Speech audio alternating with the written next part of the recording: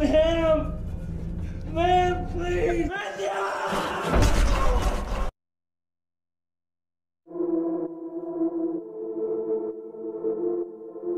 Hari ini wanita bernama Jennifer Hill ingin menyewa sebuah pondok terpencil di daerah pedesaan untuk menulis sebuah novel pertama kalinya. Ia menemui Pak Air, pemilik pondok hutan itu. Setelah mendapatkan kunci dan selembar peta, Jennifer lekas menuju ke sana. Namun dikarenakan petanya kurang begitu jelas, akhirnya Jennifer menepi untuk membeli bensin, sekaligus menanyakan alamat pondok yang ia sewa. Pria bernama Johnny langsung menunjukkan arah yang benar menuju pondok tersebut. Dikarenakan daerah situ tidak ada wanita secantik Jennifer, Johnny mulai menggoda. Sampai-sampai ia... Saat itu juga temannya yaitu Andy dan Stanley langsung mentertawakannya. Tanpa menghiraukan mereka, Jennifer pun langsung pergi menuju ke sebuah pondok yang ia tuju. Setiba di sana, Jennifer mulai melanjutkan proyek terbaru yang akan ia buat. Tetapi saat berada di teras, Jennifer mendengar suara dari kejauhan. Namun ketika dirinya mengecek, tidak menemukan apa-apa. Saat kembali ingin melanjutkan novelnya, ia tak sengaja menumpahkan minumannya. Ia pun dengan segera mencuci pakaiannya. Akan tetapi terlihat dari luar jendela seseorang yang mengintip Jennifer. Di tempat lain, 3 pria yang kita temui di pom bensin tadi tengah melakukan penyiksaan terhadap hewan. Sedangkan Jennifer saat ingin mandi ternyata airnya sangat kotor. Kemudian ia dengan cepat menelpon pemilik pondok itu untuk memperbaiki saluran airnya. Namun saat ia selesai menelpon, dirinya secara tidak sengaja malah menjatuhkan handphonenya ke dalam kloset. Dan seketika itu handphonenya langsung rusak. Tak lama kemudian, seseorang suruhan Pak Air tengah memperbaiki saluran air. Ia adalah Matthew. Setelah selesai, sebagai ucapan terima kasih, Jennifer langsung mencium Matthew. Matthew yang merupakan orang lugu, ia langsung kabur. Entah karena apa, sampai-sampai Jennifer pun bingung karena belum dikasih upah. Kemudian Matthew menemui 3 rekannya itu. Akan tetapi di sini Stanley sudah tahu bahwa Matthew dapat upah ciuman dari Jennifer. Lalu Stanley menunjukkan sebuah rekaman saat Jennifer sedang mencuci pakaian. Ternyata Stanley lah yang diam-diam mengambil video dari luar jendela. Mengetahui hal itu, Johnny ingin memberi pelajaran kepada Jennifer. Ia menganggap bahwa gadis kota adalah gadis yang tidak baik, yang suka berpakaian yang kurang sopan, serta memperlihatkan dadanya. Kemudian Matthew melarang tindakan temannya itu bahwa Jennifer itu sangat baik. Ia tidak seperti yang mereka bayangkan. Dan malam itu saat Jennifer sedang menghisap, ia pun lagi-lagi diganggu oleh seseorang. Namun saat ia mengecek, tidak menemukan keberadaan pengganggu itu. Dan ketika ingin masuk kembali, dirinya terkejut saat melihat tampilan laptopnya telah berubah. Secara bersamaan 3 pemuda itu telah memasuki rumah Jennifer. Dan satu lagi yaitu Matthew. Ia berani masuk atas paksaan temannya. Ia pun disuruh meminta upah memperbaiki saluran air saat itu. Namun saat Jennifer ingin membayar, Johnny pun malah menolaknya. Mereka kemudian mulai menggoda Jennifer. Untuk menakut-nakuti mereka, ia mengaku sudah menelpon polisi dan pacarnya juga akan segera datang. Semua itu langsung ditertawakan olehnya karena Stanley sudah mengetahui bahwa teleponnya telah rusak. Lalu Jennifer dipaksa minum olehnya. Awalnya ia tidak mau, tapi setelah Jennifer diperlakukan seperti binatang, ia pun terpaksa mau. Tapi kali ini Jennifer mempunyai kesempatan untuk kabur. Ia pun langsung berlari menjauhi pondok itu. Pelariannya itu mempertemukan ia dengan pemilik pondok dan seorang sheriff. Lalu ia mulai menceritakan kejadian yang baru saja dialaminya. Si sheriff mencoba menenangkan. Kemudian ia menyuruh pulang pemilik pondok itu, sedangkan si sheriff langsung mengecek ke lokasi. Namun saat si sheriff sudah berada di pondok, ia tidak menemukan orang yang Jennifer maksud. Lalu ia malah menemukan beberapa botol minuman. Si sheriff pun menganggap bahwa Jennifer mengalami mabuk dan menuduh pemuda setempat telah melakukan kekacauan. Walaupun Jennifer bicara sesuai fakta, tapi si sheriff tidak percaya. Kemudian ia menyuruh Jennifer berbalik menghadap tembok dan ternyata si sheriff sudah bersekongkol dengan mereka. Di sini Jennifer laki-laki diperlakukan seperti binatang. Ia pun disiksa sambil tanpa busana. Mengetahui adegan seperti itu, Matthew yang tergolong anak baik-baik, ia pun ikut aksi.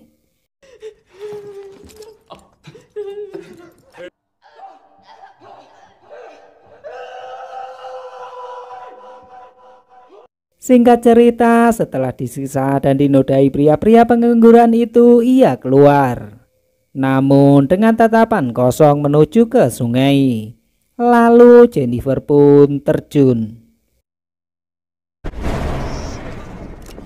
Hingga semua menjadi panik karena aksi nekat yang dilakukan oleh Jennifer. Kemudian si sheriff menyuruh semua untuk mencari keberadaan si Jennifer. Ia pun takut jika Jennifer selamat, ia akan melapor kepada polisi. Ia pun juga membagi tugas untuk mencari Jennifer di sekeliling sungai. Tak lupa membakar benda semua miliknya Jennifer. Dan membakar juga mobil miliknya. Sheriff pun kemudian menghancurkan rekaman yang diambil oleh Stanley. Ia takut kalau rekaman itu akan menjadi bukti kejahatan mereka terhadap Jennifer. Lalu si sheriff juga mengembalikan kunci pondok yang waktu itu dipinjam oleh Jennifer. Di tempat lain, Matthew yang tengah mencari Jennifer, ia pun dihantui rasa bersalah karena telah menodai Jennifer beramai-ramai.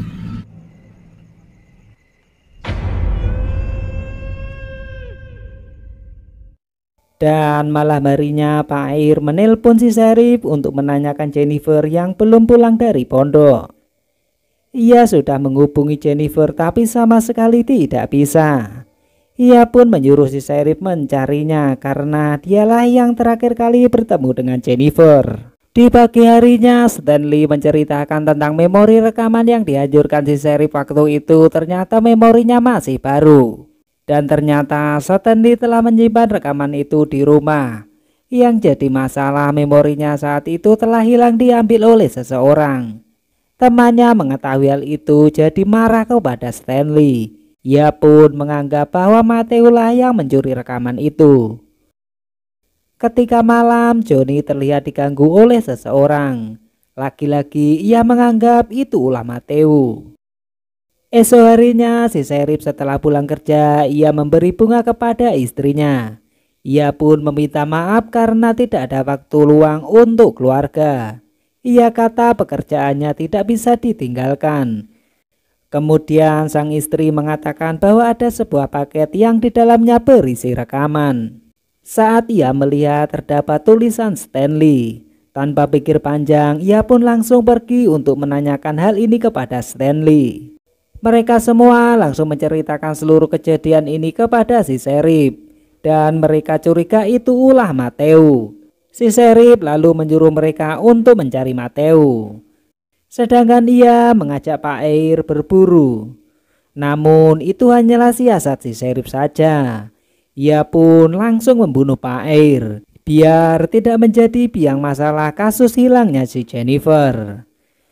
Matthew yang dari tadi ketakutan, ia pun memberanikan diri mendekati si Jennifer. Lalu ia mencoba meminta maaf karena dirinya telah menodai Jennifer. Ia mengaku terpaksa karena ulah temannya. Walaupun ia sudah bersimpuh meminta maaf, Jennifer kata minta maaf saja tidak cukup. Dirinya harus menanggung akibatnya. Jennifer pun langsung menyekik Matthew. Keesok harinya, Andy dan Stanley mencari keberadaan Matthew yang tak kunjung ketemu. Tapi di sini mereka malah ketemu si Jennifer. Niat ingin mengajar, malah mereka terkena batunya. Setelah kaki Stanley terkena jebakan, dari belakang Jennifer memukul Andy. Lalu mereka disiksa di lain tempat. Sedangkan Andy diikat di atas bathtub. Jennifer pun kemudian langsung memberikan soda api yang akan membuat muka Andy menjadi terbakar. Setelah memastikan Andy sudah meninggal, ia lekas menyiksa Stanley. Saat itu ia sudah terikat di batang pohon. Jennifer pun langsung menusuk kedua kelopak matanya dengan kail. Aksinya itu juga Jennifer rekam dengan kamera Stanley. Mengingat di waktu Jennifer tersiksa, Stanley lah yang antusias untuk merekam. Sambil merekam, Jennifer langsung mengeluarkan isi perut ikan, lalu mengoleskan ke seluruh muka Stanley. Beberapa menit kemudian, para burung gagak berdatangan. Burung itu kemudian langsung mematuk kedua bola mata Stanley. Target selanjutnya Jennifer mendatangi Johnny yang berada di pom bensin. Ia pun langsung memukul Johnny hingga pingsan. Sadar-sadar dirinya sudah terikat. Si Jennifer memperlakukan Johnny seperti halnya ia menyiksa Jennifer. Ya, walaupun dirinya sudah memohon-mohon, tapi di sini Jennifer sudah sakit hati kepadanya. Tanpa basa-basi, ia langsung mencopoti gigi si Johnny. Tak cukup itu, si batang yang seenak sendiri memasuki wilayah Jennifer. Saat itu juga Jennifer potong. Si Johnny perlahan-lahan meninggal di tempat.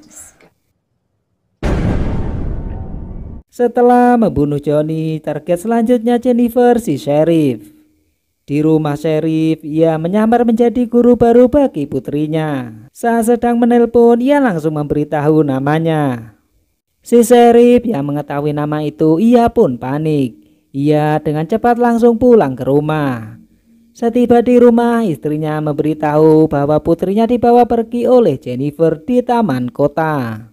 Ia tak ingin kehilangan putrinya. Saat itu juga Sheriff mencari ke taman tersebut. Namun setiba di sana, Sheriff tidak menemukan putrinya. Dengan muka panik, ia kembali ke mobil. Akan tetapi Jennifer sudah berada di belakang. Setelah sadar, si Sheriff dikejutkan sebuah shotgun yang mengarah ke pantatnya. Jennifer mulai memasang tali ke pelatu dan ujungnya tali mengarah ke pergelangan tangan Matthew. Matthew yang saat itu masih dalam keadaan pingsan.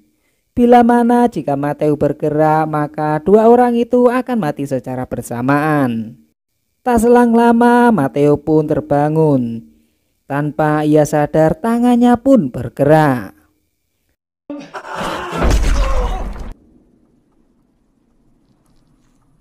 Dan rencana Jennifer pun berhasil sehingga si Sheriff dan Matthew tewas secara bersamaan. Lalu scene akhir memperlihatkan Jennifer duduk sambil memikirkan sesuatu. Dan cerita pun selesai.